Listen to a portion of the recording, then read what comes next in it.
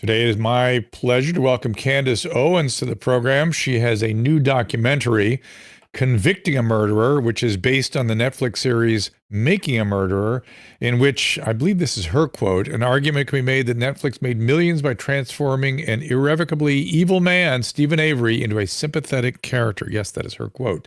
You can follow Candace over at X, at real Candace Owens.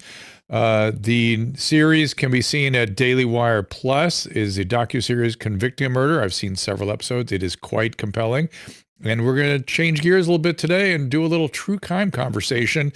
Embedded in that true crime conversation is a bit of an analysis of our present day media and what is going on, in particular documentaries. So let's get right to it. Our laws, as it pertains to substances, are draconian and bizarre. The psychopaths start this way. He was an alcoholic because of social media and pornography, PTSD, love addiction, fentanyl and heroin. Ridiculous.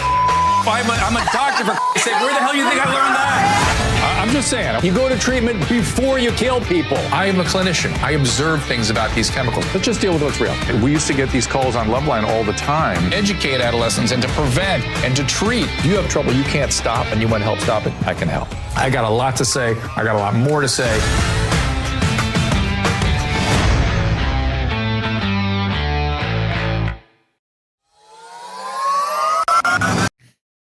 I think everyone knows the next medical crisis could be just around the corner, whether it comes in the form of another pandemic or something much more routine like a tick bite.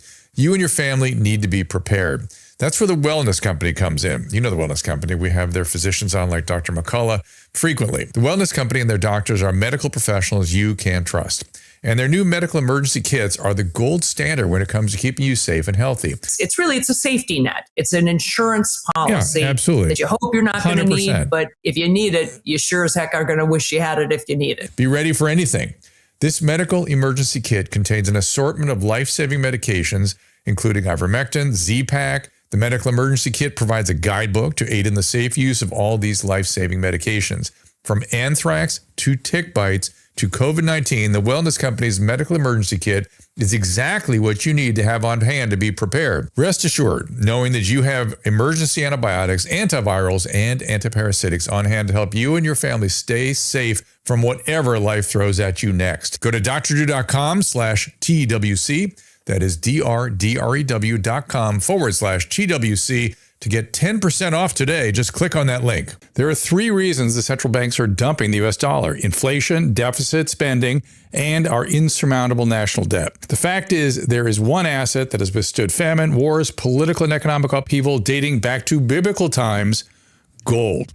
And you can own it in a tax shelter retirement account with the help of Birch Gold. That's right, Birch Gold will help you convert an existing IRA or 401k, maybe from a previous employer, into an IRA in gold. And the best part, you don't pay a penny out of pocket. Just visit birchgold.com/Drew for your free info kit. They'll hold your hand through the entire process.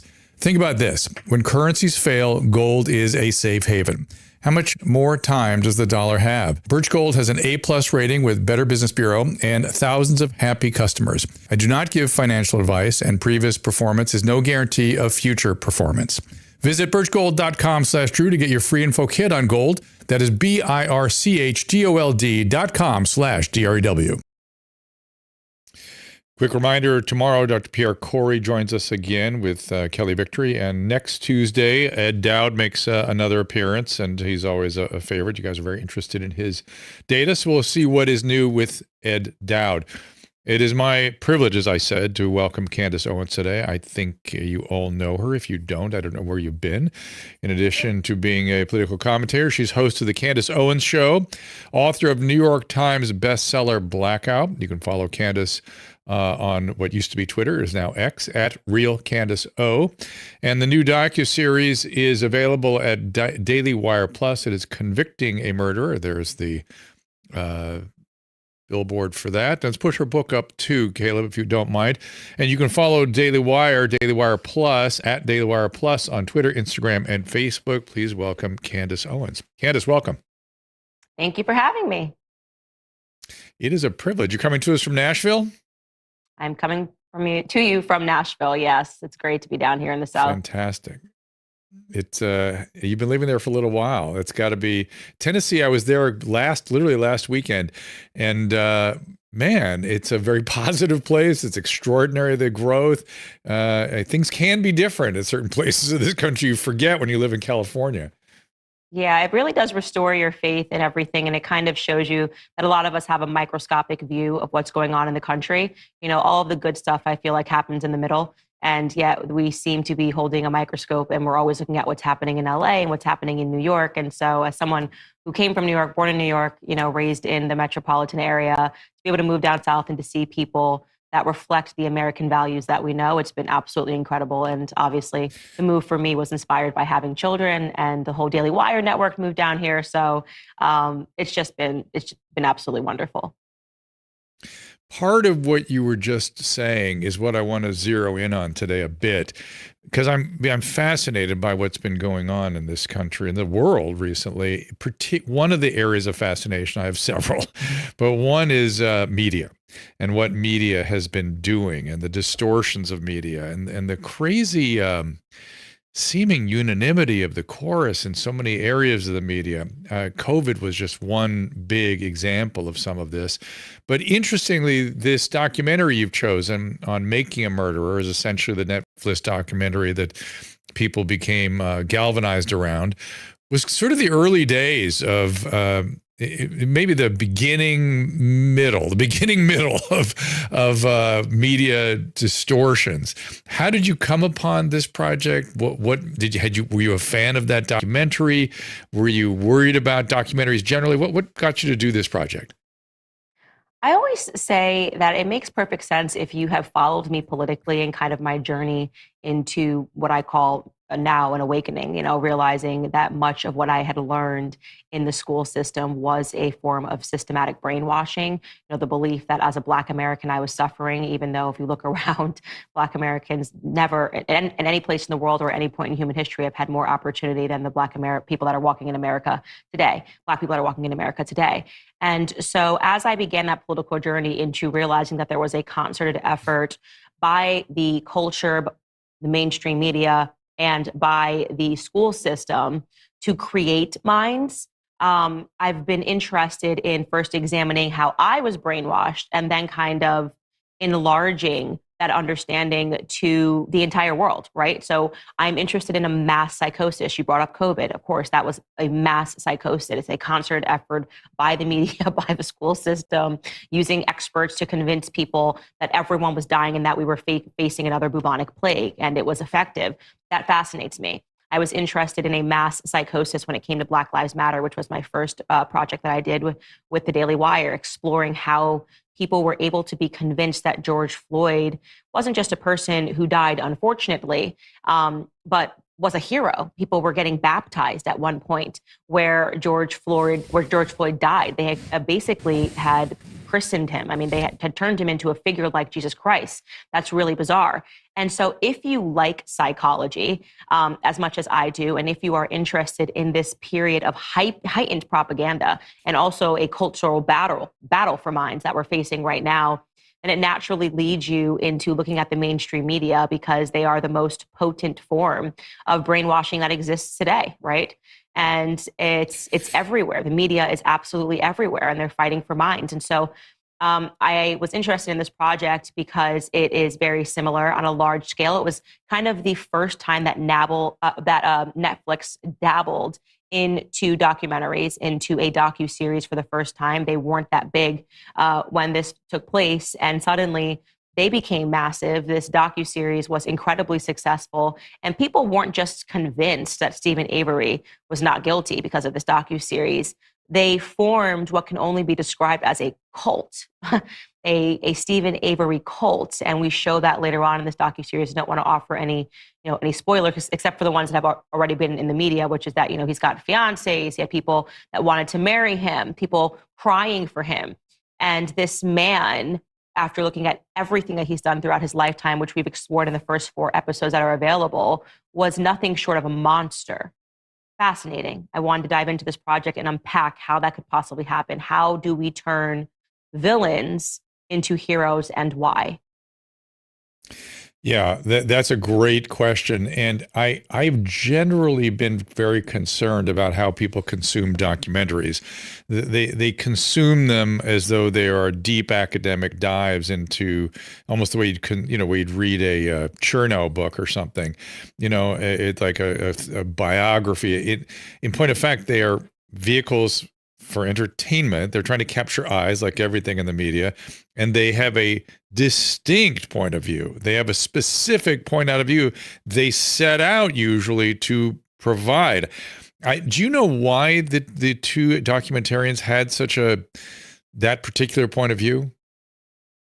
It's really difficult to understand. I think probably when they set out to make the documentary and they first went up to, cover the story, their intentions were much purer. I think they were just kind of bored, looking for something to do. They saw what actually is an amazing story to consider. A man that actually was imprisoned for 12 years for something that he didn't do gets released. And then within 2 years, he's under investigation for the disappearance and the murder of somebody else. That's immediately compelling, no doubt.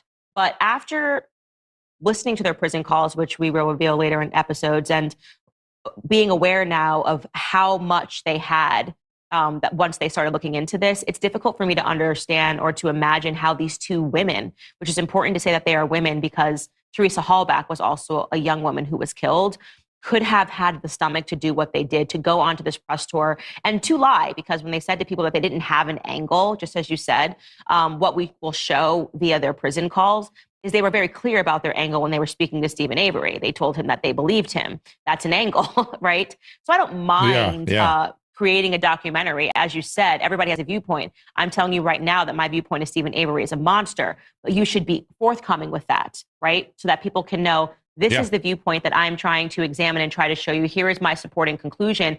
To pretend that you're completely agnostic on the matter, as they did, dishonest. Well, let me play the trailer, and then I want to expose people a little bit to my history with this particular documentary, because I was railing about it back in 2015 or 16, whenever it was, on my old HLN program, and I remember talking about it on like Don Lemon or something, and I actually later I interviewed the prosecutor.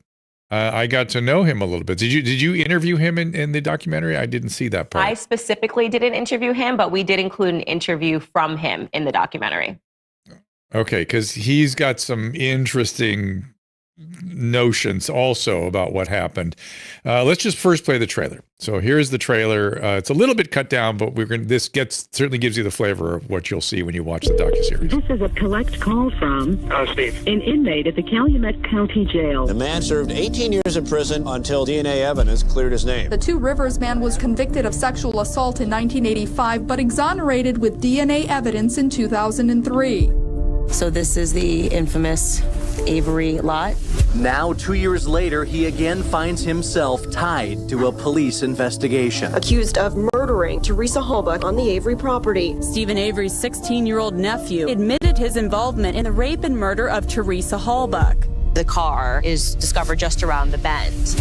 It was just this worldwide phenomenon. I think they framed this guy. I think he intended to crush the vehicle, but ran out of time. Avery thinks the $36 million lawsuit he filed is why he's being targeted in this investigation. 1021 and 24 Main Street. Do we have Steven Avery in custody? Netflix made millions of dollars from Making a Murderer, but the filmmakers left out very important details, mountains of evidence that you have not yet seen. They all know that Steven Avery committed this crime. 911, what is your emergency? The evidence forces me to conclude that you are the most dangerous individual ever to set foot in this courtroom. And there it is. Do you think that this was the beginning, or was it already well underway and I just didn't know it? I guess maybe, it was really on the heels of, in my aging brain, I'm going to forget the different names of the players. The vigilante that shot the young kid in, I think, Trayvon Martin. Florida. Trayvon Martin. That had happened just around this time, hadn't it? Mm-hmm. Yeah, it was a perfect media firestorm for these two documentary makers because there was this anti-police sentiment that was already building in the country. And so they created this docu-series, which laid down plausibility, potentially that this person was being set up by police, in this glorious $36 million lawsuit game. And the reason that the mainstream media picked this up and had them on every single late night talk show and, made this docuseries so famous is not because they cared about Steven Avery. It's not because they cared, obviously, about Teresa Halbach, his victim, but rather because they realized that they could extract a certain narrative that they were interested in perpetuating at that time, which is that police are rotten. People should be standing up and protesting police officers. Look, they're so rotten that it's not even just black men that they're doing this to, it's even white men. And so Steven Avery became their icon in that moment. Like, if this is even happening to white men, so how can you not see how corrupt police forces are? So we started covering this on HLN back in 2015, somewhere around there. And I already sensed exactly what you uncovered, that something wasn't right. It just didn't smell right to me. And what was interesting is Nancy Grace agreed with me. And I think she got pretty good judgment. And the other thing that was interesting was my co-host and guest on the show were so biased against police. They were so convinced that they were planting evidence and what about this? And I thought, what about the guy with the long career criminal record? What about that? Isn't that mean anything to you? And the fact that, as at the end of your little trailer there says, a lot of seasoned professional really thought this guy is a terrible dude. He would easily capable of doing something like this. Yeah, and that to me is one of the other fascinating components of this is just what the human mind will do, how the human mind will bend, how it just won't go with this is the obvious answer, right? The obvious answer is the last place that she was here. The obvious answer was that she felt uncomfortable around him. The obvious answer here is that he changed his story many times. The obvious answer is they found the car, outside of his lot. Yeah. But people so want to believe in almost this anti-hero narrative, right? You have the anti-hero. And we see that, by the way, not just in real life, but it's also being reflected in fantasy, right? So look at all of the Disney movies, all the comics. Now they're trying to soften people that were bad. The Joker, well, let's re-examine what actually happened to the Joker before he went to the Joker, right? Before he became a Joker. Don't you feel sympathetic for him? Maleficent from Snow White, or is that Snow White? Yes, from Snow White. Okay, but like before we get into Maleficent, you have to actually look into her history, and Angelina Jolie plays her, and now she's actually a sympathetic character that actually really has a heart. You see this over and over and again, that we're in this period where we are trying to turn these villains into heroes. I mean, Netflix, by the way, is notoriously guilty for this. I mean, they just did the softening of Jeffrey Dahmer. Jeffrey Dahmer. People were compelled by a Netflix documentary that was trying to soften a career pedophile who ate his victims. Where are we at in society when we can't just objectively say that this person was completely evil and does not need to be unearthed from the dead and to have his legacy not tainted, but rather cleaned up by a Netflix docuseries? So Netflix is always engaged in this sort of propaganda and rewriting of criminal history. And maybe it's because of the success of Making a Murderer. Maybe it's because of a success of Making a Murderer that they went, let's just keep doing this. Yeah, I'm sure that's part of it.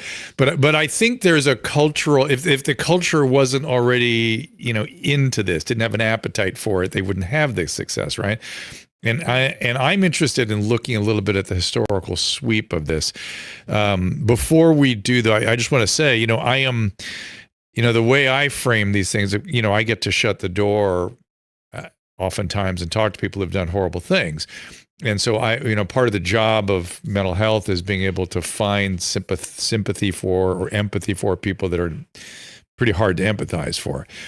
And there are situations where you can find empathy, and then B, where people were under the influence of drugs and alcohol and did horrible things. And my position is, when you do horrible things because you're a drug addict and you didn't take care of your drug addiction, you have to take the consequences, period, end of story.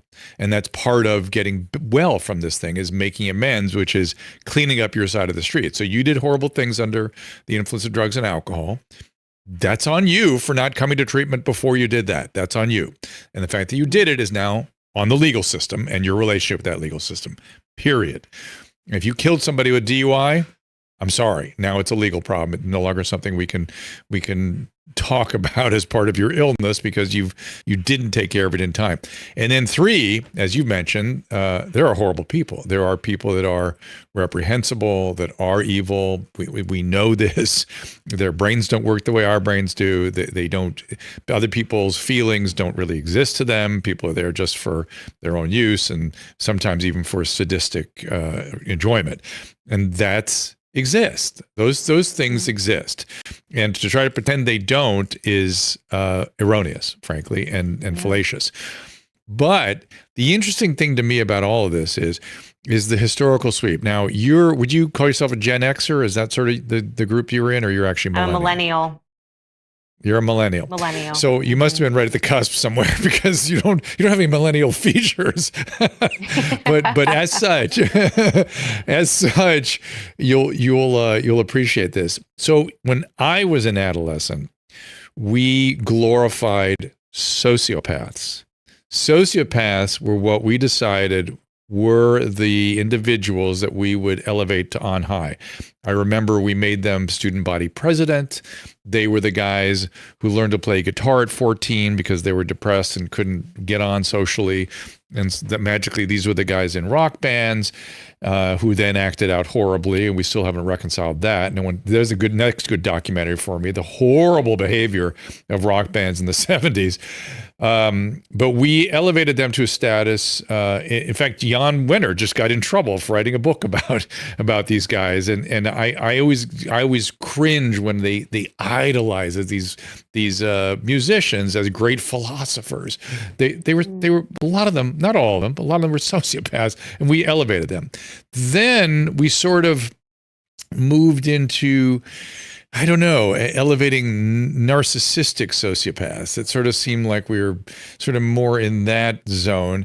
And now we've decided that there's no such thing as a bad person or something, or that everybody has everybody has a story that needs to be elevated, which is kind of nice were it true, if we could do it. I understand all of it, frankly. It kind of all has a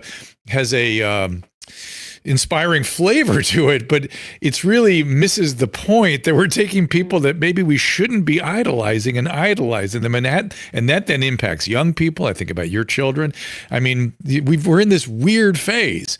You see what I'm talking about? Do you have any sense of that? Yeah, absolutely. Yeah, we are in the period of excuses. We're in the period of that there's no accountability, right? We just have to dig deeper and understand why you're doing this. And I talk about this often. I speak out against the younger generation of psychologists and psychiatrists who are not giving people the tools to correct things in their lives, but instead handing them excuses. You did this bad thing. Well, let's talk about your childhood and figure out what happened in your childhood. See, actually, it's not really your fault that this happened to you. You had a bad relationship with your mother, and that's the reason why you're like this, and people around you need to understand this. We are hearing this over and over again. It's this entire practice of psychiatric affirmation, right? You're a bad person, but I'm going to affirm you in that bad person and tell you why it's not actually your fault. And you can always see somebody that's a product of too much therapy right now. And I call it new age therapy, because the old therapy, they would say to you, you need to get your stuff together. You know what I mean? A bad thing happened to you. Yeah. Okay, time to grow up and move on. Everybody's got a story. Yes. Nobody's got a perfect childhood. And I understand that, daddy didn't call you back on Saturday the whole time you were a kid. That doesn't really give you the right to strangle puppies, Jeffrey Dahmer, right? New age therapy says, oh, okay, coddle, hug. I totally understand why you're strangling the puppies, and it's not really your fault. Here's a prescription. It's interesting. Susan's talking off Michael. You want to bring in yikes. Yikes. Well, she's right, correct? I mean, we see this. It's sad. Well, it's a miscarriage of the intention of these therapeutics. The therapeutics you should be holding people accountable. And I noticed this, even on reality television. We were watching a reality show and there was a therapy component to it, and somebody really acted terribly, and the therapist showed up with coffee and let's talk about it. I thought, oh my God, you go, hey, cut that shit out. You do that one more time, you are out of here. You understand me? Okay, now let's hear why you did that. I'm willing to listen, but do we understand each other? Behavior not acceptable. Do you got it? Okay, good. And I guess that's gone now. I did many years of that. And by the way, including kicking people out of treatment. And those people would walk up to me years later and say things like, I had this happen to me more than once, this exact thing. Came up, shook my hand, and I shuddered a little bit because I recognized the person from having kicked them out of treatment. And he said, I wasn't ready to hear what you were trying to tell me. You did exactly the right thing. I remembered it. It got me eventually on course. I had to go to the own level. Level I had to go to, but I got back on course. And now I'm a PhD in psychology, and I'm treating other people and helping other addicts, whatever it might be. And I thought, whoa. This is the right thing. Now, you don't abandon people. You offer them other treatments and things like that and places to go. But you don't tolerate intolerable behavior. It's weird. It's a weird time. You're right. Go ahead. Sorry, I didn't mean to cut you off. A great cultural example of that is, Black Lives Matter. This is something that always sticks with me, is when Black Americans, after George Floyd died, raced into the Target in Minnesota and were stealing flat screen TVs. And Target came out with a statement and said, we understand. The CEO of Target came out and said, well, what do you understand here? And what are you actually teaching those individuals going forward? Which is that if you have a feeling or you're upset about anything, that authorizes you to become a criminal. I mean, it's so there is the cultural reinforcement. So it's happening on a micro scale when you see psychiatrists and psychologists participating in this, and they're dealing with an individual. On a cultural scale, when you see CEOs basically saying, we deserve to be robbed. We totally get it. Everyone was issuing statements like, we deserve this. It's horrible, but what we've done. So we understand why you're becoming a criminal. And another cultural example, I could give you so many of them. Prince Harry, he's another person. He's a example of too much therapy. Something bad happened to you when you were a child, so you can just be awful to your own family, and everyone needs to understand that and pretend that what you're doing is rational. So we're seeing way too much of it all across the board right now. It's generation come up with an excuse and allow evil to take place. And I don't want to diminish the importance of being able to have a professional sit in a room with you and empathize with you, that you have to have that. You need that. And by the way, understanding something and then treating something is very different than allowing and endorsing behaviors. It's very different. You like you said, it's okay. So mom beat me. Okay, now let's work on the trauma with various kinds of techniques to reintegrate your brain, not revivify the past. This is another thing. Revivifying the past is not helpful. It's about the body has a trauma leaves an impact on the body function and the brain function, and you have to sort of rewire that and reintegrate that, and then take a good look. Now you're looking at the world from a different place, and we help you make better choices with your life and other things. It's odd that you were seeing something different go on, and it makes sense to me that maybe that's why the streets are so full. We're giving people crack pipes and heroin without understanding those are murder weapons. And this is a progressive illness. The other part that people don't seem to get is that many of these conditions are progressive. They end in terrible places. And if we don't break through the denial, the anosognosia, we are contributing to people's demise, and we are contributing to them deteriorating to the point that they do bad things. And then what have we done? That was a good thing now? Yeah. So I can blame your generation is what you're saying. I can blame you and yours. Absolutely. Yeah, you can. I don't think so. I'm not ready to do that. I don't do that because I have noticed there are some interesting features, including It doesn't feel that different than what happened in the 60s and 70s. It really doesn't. It's very similar. And it just has a different context and a different, set of priorities to it. But the thinking and we figured it out finally, and everything is because of society.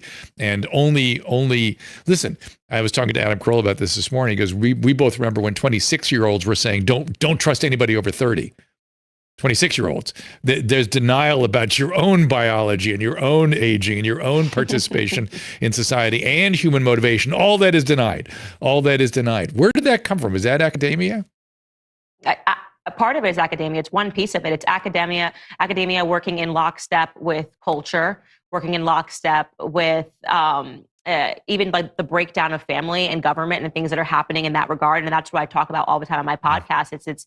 It's really those three pillars. You have the family pillar that's being destroyed, which is where you go to reinforce your values as a stable mom, dad, nuclear family unit. And now that is basically being laughed at. It's like if you have a normal family, it's abnormal. Everything's got to be weird and everyone's got to, have an issue or fly their freak flags high. And then you have the culture, which Hollywood is being the biggest piece, because people, I think when families are broken down, will still pursue what has been shown, will pursue that paternity and maternity elsewhere, right? So if mom and dad are not at home around the dinner table, what are those kids looking up to?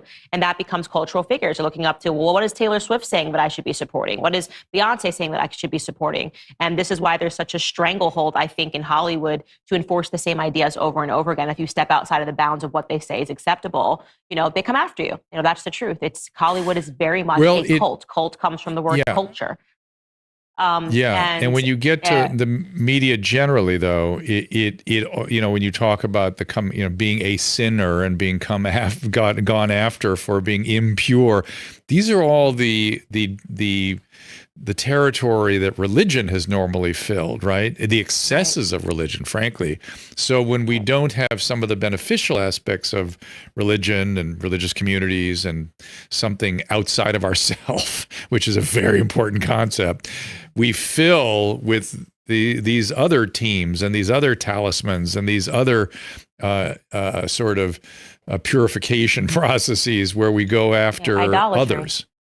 Right, idolatry, and it's why that pillar of faith is so important, and it's why I say that there's no such thing as an atheist. If you show me someone that thinks they're an atheist, I'll show you what they believe in. They become radical about something that seems there's no way you care this much about this. They're radical in the streets. We need an abortion at 9 months in the womb. How did you get here? Right, this has become a faith for you. They become radical about climate change. Their whole life is spent blocking traffic and throwing paint, and they become eco-zealots.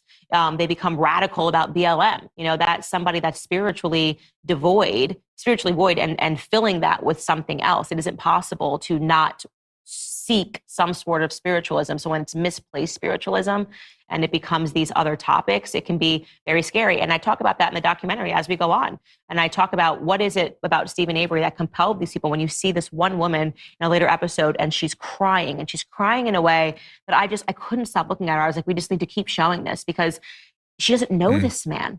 She's crying like she's just lost her father, right? And I said, what are we actually looking at?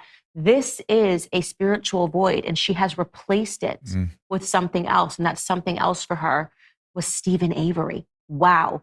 Fascinating. Wow. Yes, fascinating. But embedded in that behavior is a grandiosity, right? Grandiose, going to save him. I care so much. This is grandiose caring, which we've seen lots of during COVID. Grandiose, which is the opposite of humility and the opposite of putting your faith in something higher than yourself, whatever that is for you. I don't care.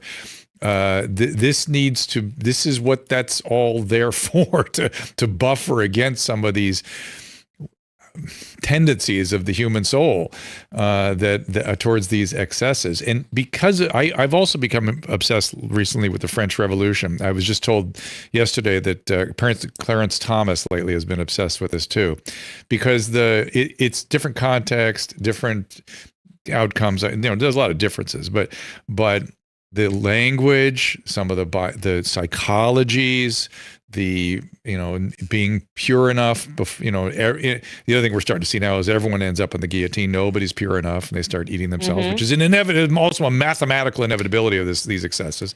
But it is interesting how we've gone through these historical moments very much like this. Do you have any thoughts about that? Then what I would do is I want to take a break. Then I want to show you my history with Making a Murderer, and we'll go more into the docuseries. But any thoughts about that historical kind of sort of cycling of these issues? Yeah, I mean, I think it shows that we never learn our lessons from history. What is the lesson of the French Revolution? Just as you said, no one's ever pure enough. You know, it turns into absolute chaos. And what happens after chaos? Dictatorship arises inevitably, right? And so that's one of the things. Monarchies. You can have a monarchy too. Yeah, exactly. Yeah, exactly. And so, yes, you are absolutely right. There are lessons from the past that everybody should be exploring. And it seems that we never do learn our lessons. And there are a lot of similarities in terms of what's going on in America today when you try to really contextualize it and understand, because it is chaotic. It is definitely chaotic. But I think that elements of it are intentional. And it's why when something, going back to your point about COVID or what you started the episode with, it's interesting.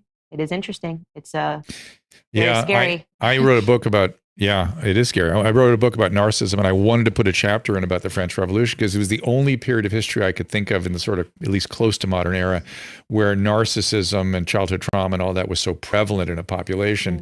And I wanted to use it as a model of saying, well, this is where it can go. It goes to scapegoating, it goes to aggression, it goes to envy. These are the liabilities of narcissism. I was told it was too speculative. If I'd written that damn chapter and stuck with my guns, no, you should have written it there. Yeah, there is definitely something there. And atheism and narcissism go hand in hand. They do, again, that grandiose sense that the self is all above self all becomes else. The God. Yeah, it's kind of a dangerous place for humans to be. Humility, transcendence, those are much healthier places. Candace Owens, again, you can tell us how they get the docuseries. Like, what are the steps they go through if they want to watch it? Well, first and foremost, if you want to watch the first episode to see if you're even interested, we have it available for free on YouTube. We premiered it on X, and now it's for free on YouTube. It's got millions of views. People are loving it. And then if you love that episode, you can still watch it for free on Daily Wire Plus. So head over to dailywireplus.com, watch the second episode for free. And I have no doubt that after the second episode, you are going to be absolutely hooked, and you're going to want to subscribe to dailywire.com to watch the rest. It's really interesting to unpack what they left out and how they attempted, the documentary makers I'm referring to soften his crimes in the past. And there's some huge things that are going to come out in the future that I think is really going to leave the truther community. I don't know what they're going to think. I mean, there's just no way that you can defend Steven Avery after even more comes out. I'm trying not to give anything away, but yes, dailywireplus.com is where you can watch it all. All right, we'll be right back after this. Fall is right around the corner, which means dry, flaky red skin from allergy season is coming with it. But the best way to take care of your skin is with our skincare secret, Genucel. You don't need to worry about that puffy, tired eye look or those annoying dark spots or even dry, flaky skin, because Genucel Skincare has you covered. Susan and I love our Genucel products so much, we want you to try our personally curated skincare bundles. It's risk-free at Genucel.com/Drew. Genucel works so well, you can see the results in this unplanned live moment on our show when the Redness Repair Cream repaired my skin in just minutes right before your eyes. Their concentrated vitamin C serum helps keep your skin plump and hydrated. Plus, with their immediate effects, you can see astonishing results in under 12 hours. Quick, effective, and easy. Go to Genucel.com/Drew right now to try our bundles and save over 60% today. And remember to enroll in Genucel's world-class concierge program for additional savings and free shipping. Don't wait. It's Genucel.com/Drew, Genucel.com/DREW. I want to share with you a teeth whitening system that goes beyond merely enhancing your smile. Primal Life Organics Real White Teeth Whitening System offers convenience and rapid results without harsh chemicals. Light, blue light for whitening, red light for gum and oral hygiene, and you can just do both if you wish. Works naturally, promoting gum healing, tooth remineralization, gives you a brighter and a healthier smile. Again, no peroxide involved. Consistent usage yields remarkable results. Take this opportunity to transform your smile and at the same time, optimize your oral health. Aim for 5 times a week for the best outcomes. Discover more about this remarkable teeth whitening system and other products at drdrew.com/primal today. That again is drdrew.com/PRIMAL. Be sure to use that link for 60% off. DREW.com/PRIMAL. Do it today for 60% off. So the new series is Convicting a Murderer. Candace Owens is with us. And Candace, I want to play you the opening of my HLN program back in the day when this was a hot documentary. And you'll hear my thoughts off the top of my head. So here we go. Nancy Grace thinks Steven Avery guilty. I think Steven Avery guilty. What? We're continuing the conversation about the documentary Making a Murderer. Thousands of you want him set free. It's the two convicted murderers. It doesn't matter what any of us want, frankly. The jury has spoken. But if you've only seen the Netflix series, you have not seen all the evidence. It's a documentary with a particular point of view, leaving out a lot and only showing you courtroom proceedings and only interviewing the defense. And there it was. And I didn't know. Yeah, I knew something was wrong. And I didn't know all what you know now, what the documentary, your documentary viewers are going to learn. But the one thing that jumped out at me was how they vilified the prosecutor, because he turned out to have been addicted to opiates. Therefore, he was a bad person and everything he was doing was a drug addict. Did you know that part of the story, that he was addicted during the case? No, I actually had no idea that he was addicted during the case. I was really focused on unpacking the Avery clan history. There's a reason why I'm calling them a clan, because obviously for me, what's interesting when you think of someone who would ever rape and stab and shoot somebody is what were the indications before, right? Because people don't usually start with something like that. I mean, even burned her in a fire pit. It's very extreme. So there's got to be, to me, I was thinking, what are the indicators from his past? And there were just so many violent indicators, down from torturing animals to torturing people to, what he did to his cousin, what he did to his niece, what he did to his own daughter, leaving hickeys on her neck. I mean, there was so much there that indicated that he's a sexual deviant and he's violent. And he was already serving, which people did not understand, or at least, wasn't clarified. Part of the sentence that he was serving wasn't just for something that he didn't do, but it was also 6 years for something that he did do, which was violent and was against a woman. So it was just incredible to me. But I actually did not know about that aspect pertaining to the prosecutor being addicted to opiates at the time. Yeah. And we're the feminists, by the way, in this particular case. A lot of his horrible behavior was directed towards women, right? Right. And these were two lesbian filmmakers from New York who did this. From New York. I mean, that's even compelling. You're talking about the Me Too people, right?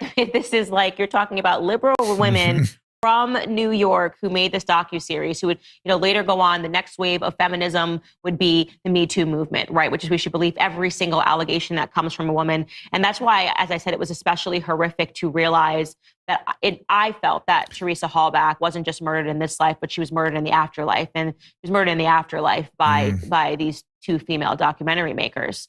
And it's really sad. And what people don't think about often enough is that this is real life. It's not fantasy, right? And so you had celebrities like Alec Baldwin, Chrissy Teigen, all of the usual suspects, Trevor Noah, leading the charge to suggest that this man was innocent, which ultimately led to radical conspiracy theories and led to the family, who were, remarkable. They were dignified. They were a Catholic family, and they really never spoke to the press. But it led to them being harassed with conspiracy theories. So think about having your young daughter with her whole life ahead of her, brutally raped, murdered, burned, stabbed, shot. And then on top of that, the bonus that you get is that Netflix creates a series and makes everybody think you're lying. And people believe that she didn't even die, that she was down in Mexico somewhere. That's how demented these conspiracy theories got, despite all of the evidence that she was murdered.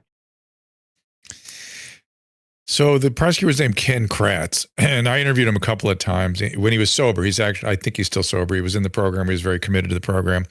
And what he told me was that the thing that upset him most, aside from the fact that the documentary left out important information and he wasn't allowed to present important information in the courtroom even, but what bothered him the most was what happened to the nephew. I forget his name, Donahue or something.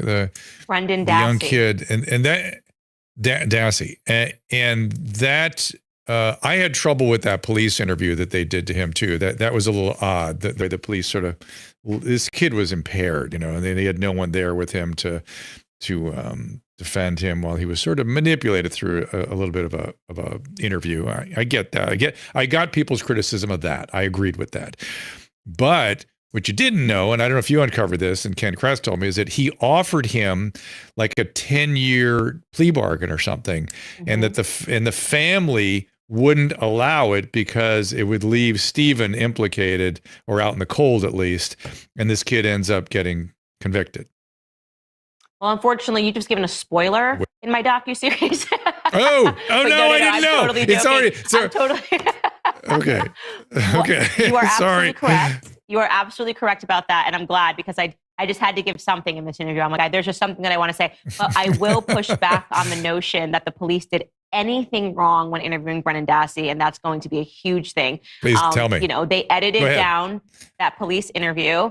People didn't know how he ended up alone. They showed you one of multiple interviews. They didn't show you how the interview came about. And when I say that those police gave him any and every out, and that his, mother was informed, I mean, they did everything right. And so I really stand by how Brendan Dassey was interviewed you're when right. you see it in its entire context. So listen. The second thing I want to ask you, and this is for your opinion, because you are correct. People are more sympathetic towards him. You are also correct that he could have gotten out earlier were it not for his selfish uncle and the family rallying around the uncle and not really caring what happened to Brendan Dassey. But, it's interesting to me when people use, okay, he's 16 years old. And so he was sort of used when he was drawn into this crime with his uncle. And people will say, he was impaired. Was he stupid? Yes. Was he mentally impaired? No, in my view. And I think that we show that because somebody that's mentally impaired would never have been able to recall in such detail over X amount of interviews the way that he was able to recall everything. Most criminals are stupid, by the way. So I don't know when that became an excuse for creating, to do these things. But, as a 16-year-old, we have an idea of right and wrong. You know what I mean? Yeah. You know what's right and you know what's wrong. And it's very obvious that Brendan, and again, I'm not going to try to give any spoilers, knew that what he had done was wrong. How he even came about on the police radar, how his name came about was because Brendan knew that what he had done was wrong. Brendan was struggling with his own things. So what is our take? Because I think of this as Teresa Halbach. She's 6 years older than Brendan Dassey. She's also a young woman. Her whole life has been taken away from her. Do we look at when we say, okay, but a 16-year-old did this. So this person, if he got 10 years for killing my daughter, if he had actually gotten just 10 years for killing my daughter, because he was 16, I would be absolutely outraged, right? So where is that moral line in society? When do we say, you can go to war in 2 years, you can do this, you can smoke cigarettes, you can drink in X amount of years. When is 16 too young and when is it too old? Because right now in this country, we're saying that a 6-year-old can decide to, what their gender, right? A 4-year-old can decide their gender and their sexuality. And yet we have this thing, but a 16, when they commit a crime, they're just a child. Yeah, I don't disagree with you. I don't have a strong opinion one way or another on this. I am troubled by all of it, just as you are. Maybe not. I'm so moderate on all things. I'm trying to always arrive at the right place, but these things obviously are troubling. And in Brandon's case, of course, here's what I can say about my opinion is, guess what? I believed the documentarians when they say this kid was just pulled out of the classroom and thrown in that interview. That's what the documentary said. So you're right. I took at face value the circumstance that they paint, which in fact you're telling me even that was false. And you're right. I should have doubted everything about that documentary. But it shows how our minds work. Right? Is that okay? Yeah. Or you're following along the story, and they say they pulled out of the classroom and thrown alone and with these cops. And they clearly had an agenda. It's like, okay, well, kind of, all right. As opposed to going, wait a minute, these bitches, excuse me, these to cut that out. I didn't say that. These I didn't mean that. I apologize for that. That was out of line. But the point is, I felt manipulated, and that's why I was using such harsh language. There we go. Thank you. And that if they're manipulating me throughout the thing, I should assume that they're manipulating me with that stuff too. At least that's what you're telling me. That there was grave absolutely. They were manipulating people. Even that. And I should not have said that. I deeply apologize. That was absolutely out of line, and it was out of line. Susan, go ahead. You know what? Given what they did to Teresa Halbach's legacy, I'm going to say you are forgiven for using that, because I definitely had to stop myself from using stronger language throughout the docu-series when you really understood how much they manipulated people, and like I said, tremendous detriment to Teresa's family and the horrors that they lived through. And I come at that as a mother, I just kept thinking, if this horrific thing happened to my child, and two documentary makers just were like, la, la, la, we can make some money and we can manipulate audiences, and we're going to use the Brendan Dassey storyline to manipulate them, make them feel bad, make them believe that the police did everything wrong. It's infuriating. It's infuriating to examine all of this stuff in the retrospect and realize what they had access to and what they declined to use. And so, I was very... I'm still very upset with these documentary makers, because they received an Emmy for this. And Teresa Halbach's legacy, still, you have a cult of individuals who believe that she's not even dead. Yeah.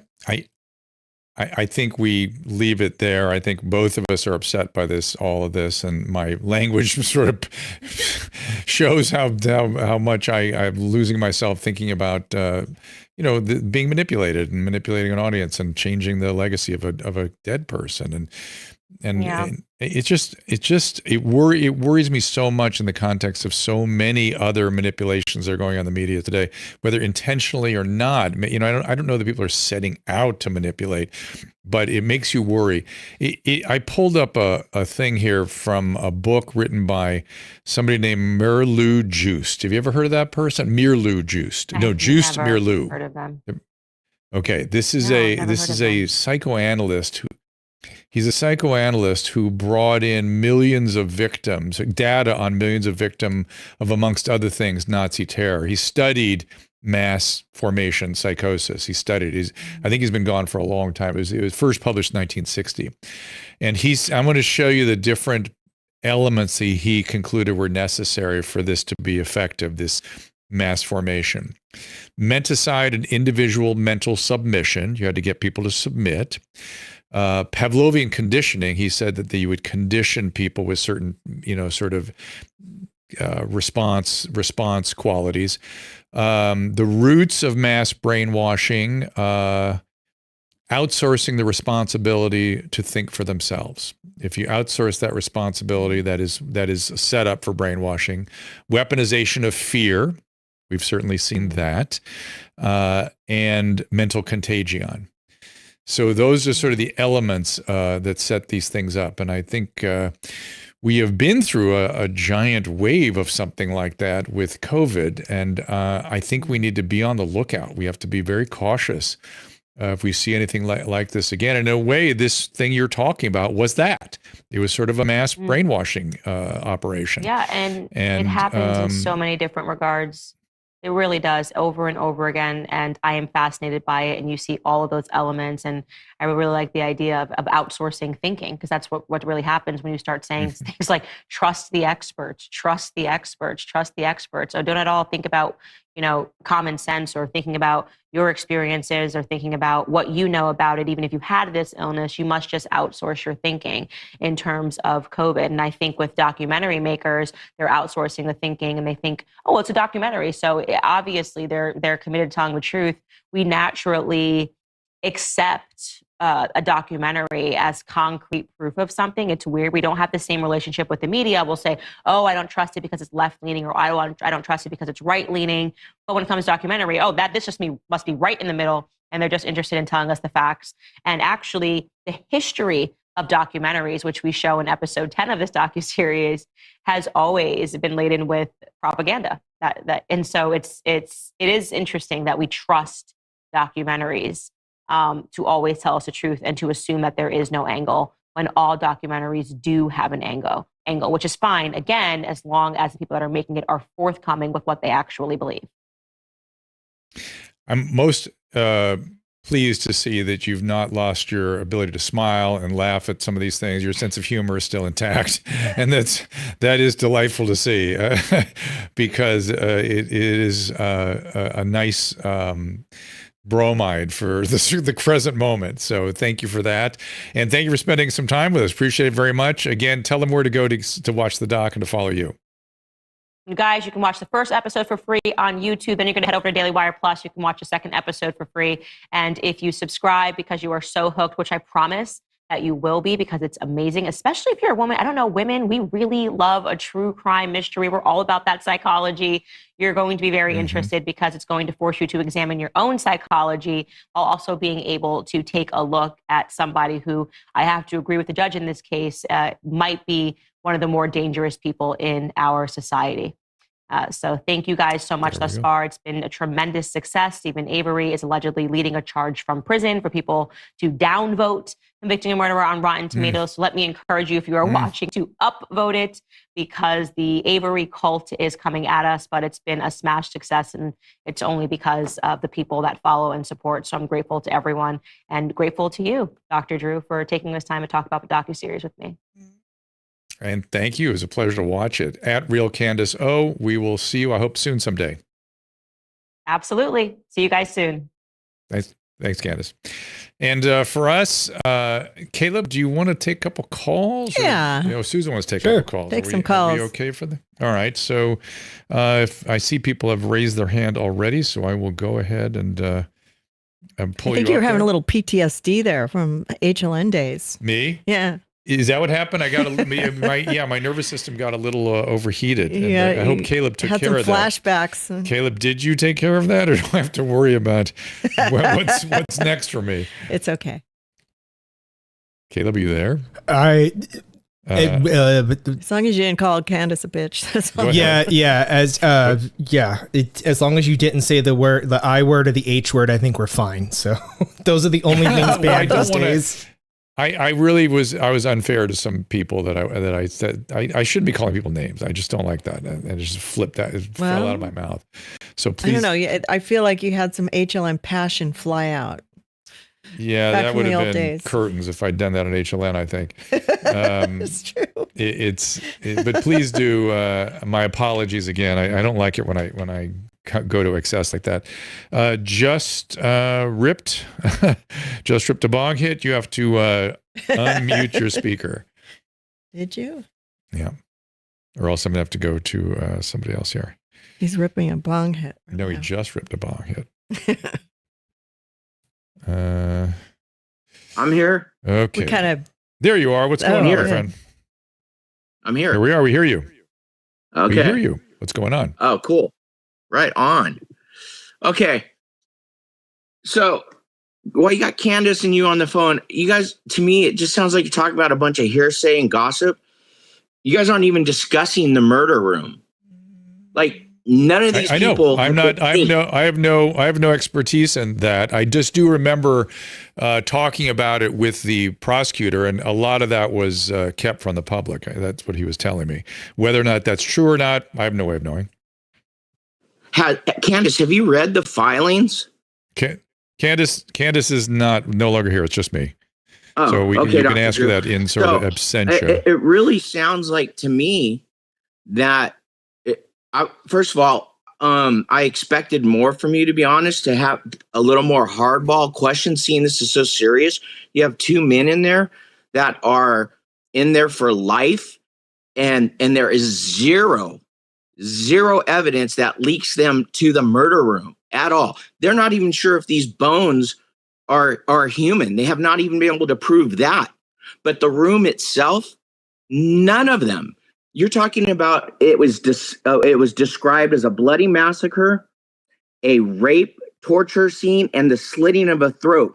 Yet there's no blood in that room at all. There is no evidence of any of them in there. And you're going to tell me that these two were competent enough in that short amount of time to clean that up perfectly? What are the odds? And even if they had a lifetime to clean that up perfectly, what are the odds? As I recall, the Yeah, you're talking to somebody that's not expert in this case. You could watch Candace's documentary. I remember that point, though. Yeah, my recollection is that there was a lot of focus on the trunk of the car, and there was blood in the trunk of the car, and that the question was, did this all go on outside in the fire pit or next to that or something? And that's where the real exsanguination occurred. I don't know. I don't have an opinion about it. So thank you for raising that, and people can watch the documentary. Go ahead. This might be related. I cut some clips from your HLN episode. This might have some of those things there. Let me see. Is this the bullet and all was that? Found in plain view on a bookshelf in Avery's bedroom. Avery's DNA was on the key. Blood was found in a torn package inside. Blood was found in the car. The police claim that he killed her in his garage, but his DNA was everywhere, but not one speck of her DNA. Except on the bullet. Which was found 5 months later, Dr. Drew, 5 months later. So this is the reason people love this case, because there's questions, at least certainly the way it was presented to the public. But again, after talking to the prosecutor, he was saying that there was just so much more than was seen. They didn't release. That there was, for various reasons, court proceedings, whatnot, was not released. And yeah, and I don't know. I'm no expert in this. I'm certainly not I don't even like true crime stuff, but we did cover that back then, and I remember feeling like there was something wrong with what was being presented, because there were lots of gaps in the information. I still am worried that kid that was interviewed by the cops was impaired. I mean, I know Candace said he wasn't impaired. I mean, he knows right from wrong, yes, but he was not sophisticated enough to understand what he was being led through and maybe what the consequences were of what he was doing. I don't understand why he didn't take the plea bargain, although I guess Candace disagrees that there should have been a plea bargain. Do we have to watch a show? Do you have some of the interview I had with the prosecutor there, Caleb? No, unfortunately, I don't have that clip yet. I don't have those clips. Okay. I'm not sure if I believe it was on a podcast. I believe that you did, but I wasn't able to get to find the exact clips talking about it. Okay, let's try. Is he on this live? FNBS? No, I might have come on that also. Yeah, I think he was. Yeah, this was. I don't think that. I think this. Hi there. Hello? Hey, you're on. What's up? Hey there.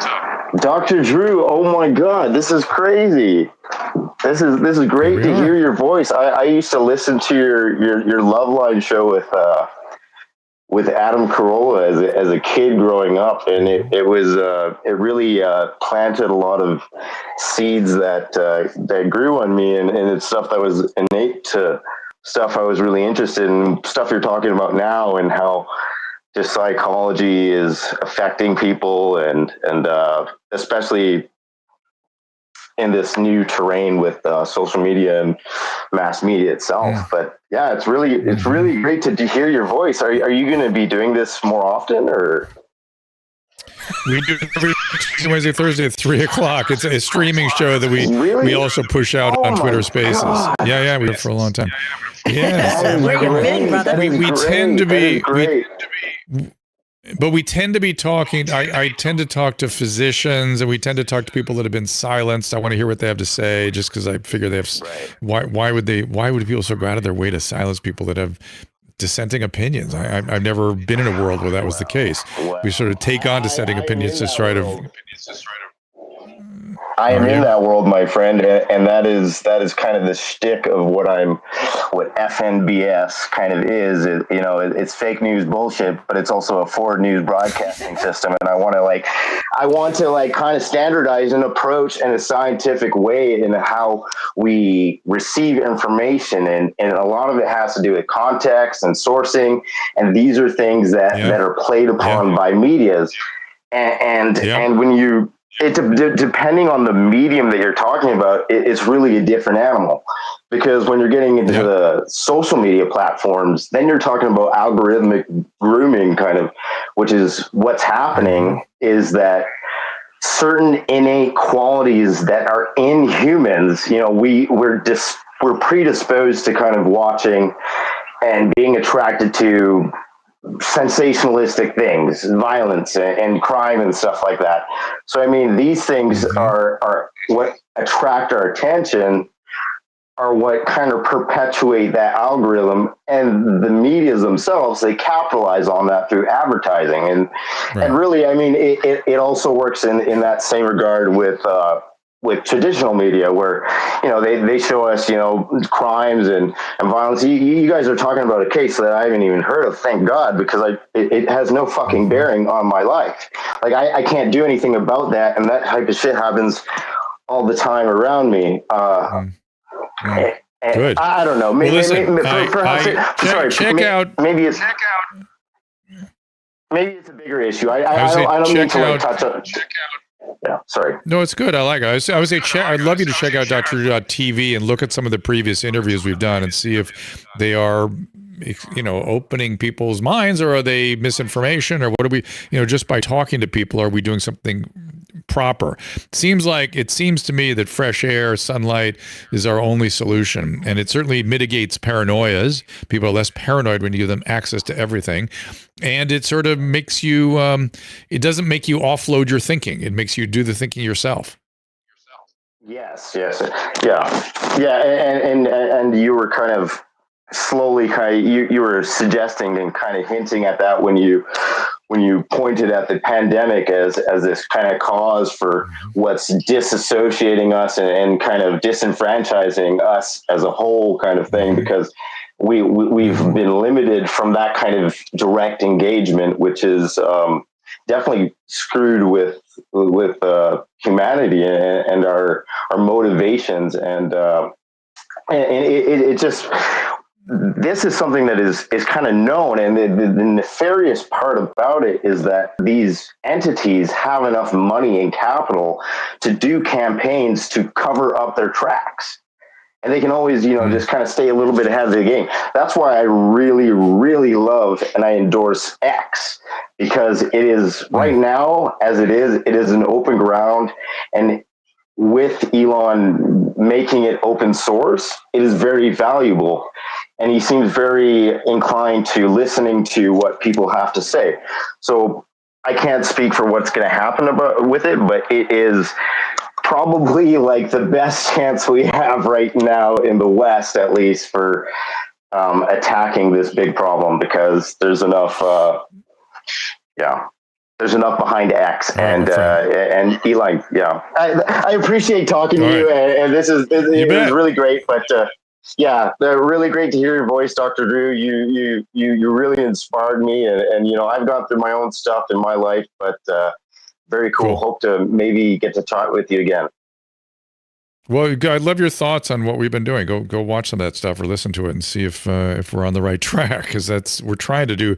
Again, as I always tell people, I'm super moderate, and I hate that I'm getting pushed into one camp or another. I don't want to go to any camps. I want to just sit and just hear people out, talk, share information, try to get at the truth or something like the truth, or as close as we can get to it humbly. All right, so there we go. That is today's stream for you. It's been an interesting little ride. Tomorrow, another controversial figure joins us, Dr. Pierre Corey, Kelly Victory back in here, Lois Lee and John McKinney on Thursday.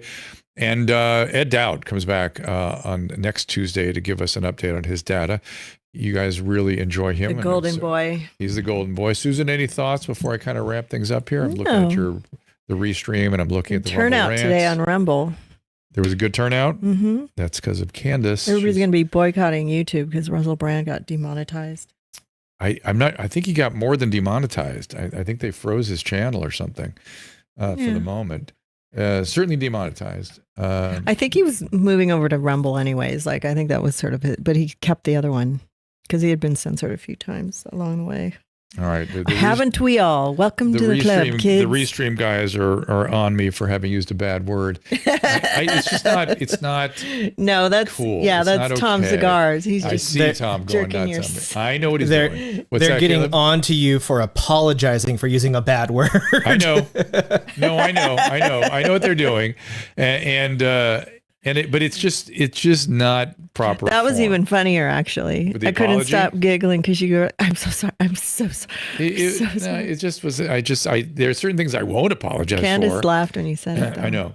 But that is I like seeing her smile. It's good. That's just not, I don't know. I don't feel good. If I felt okay about it, I wouldn't apologize. I don't feel okay about it. It's okay. You get once in a while. Once in a while, All you can do this. Okay. So anyways, I'm looking at you guys on the Rumble rants. Oh my goodness.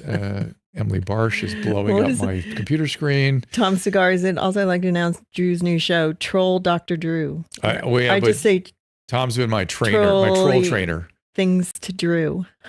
Let's see. Look at Drew. If you have any questions. Yes, I see that, Tom's. Chaque année, des millions de dollars sont donnés à Israël par les États-Unis. Okay, the United States is paying a lot of money to Israel, she's saying. Or Eric is saying. Pourquoi ne pas donner l'argent d'Amérique du Sud? Why not give it to South America? Okay. That's a little off topic. You guys are all going. Yeah, we're on Rumble. Somebody on YouTube, Ellie Flant, she said, is Dr. Drew on Rumble also? So we're on Rumble, YouTube, Twitch, Twitter, and Facebook. So pick your poison. Facebook isn't a lot of people, but we know you're out there. And Eric, who wrote to me in French, it's one of the reasons I got obsessed with the French Revolution. I started listening to a lot of French television about history, and I started going down a rabbit hole with and by the way, Eric, I don't know if you're French or not, but the way the French distort the behavior of their patriots, it's just extraordinary. We used to do that here too a lot. I guess we still do it, just a different way. Not so much in terms of how men treat women. How men treat women is glossed with all kinds of cultural prettiness, particularly if people were great artists. All right, we'll leave it at that. There's some nice. But if you don't like YouTube, you're going to love Rumble because people are kind of fun over there. Okay, we'll leave it at this. We thank you. We'll see you guys tomorrow, 3 o'clock with Kelly Victor and Dr. Pierre Corey. We'll see you there. Ta-ta. Ask Dr. Drew is produced by Caleb Nation and Susan Pinsky. As a reminder, the discussions here are not a substitute for medical care, diagnosis, or treatment. This show is intended for educational and informational purposes only. I am a licensed physician, but I am not a replacement for your personal doctor, and I am not practicing medicine here. Always remember that our understanding of medicine and science is constantly evolving. Though my opinion is based on the information that is available to me today, some of the contents of this show could be outdated in the future. Be sure to check with trusted resources in case any of the information has been updated since this was published. If you or someone you know is in immediate danger, don't call me, call 911. If you're feeling hopeless or suicidal, call the National Suicide Prevention Lifeline at 800-273-8255. You can find more of my recommended organizations and helpful resources at drdrew.com/help. Hi, Dr. Hitler. Hi, Booth Hitlers. I have a question about oxytocin cream for dysfunction in females. So I heard about using that recently, and it made me wonder, could using that make you fall in love with somebody prematurely? Right. And is there a risk of not being able to function if you start to depend on something like that? I don't think it does a lot in terms of libido, but if it does anything in terms of libido, it might also do something in terms of kind of feeling attracted to somebody. That's because that's really oxytocin's primary, well, one of its main functions as it pertains to sexuality. But I'll tell you what, when it comes to women and men, testosterone has orders of magnitude more power when it comes to libido and drive. It's just that's the drive hormone. It just is.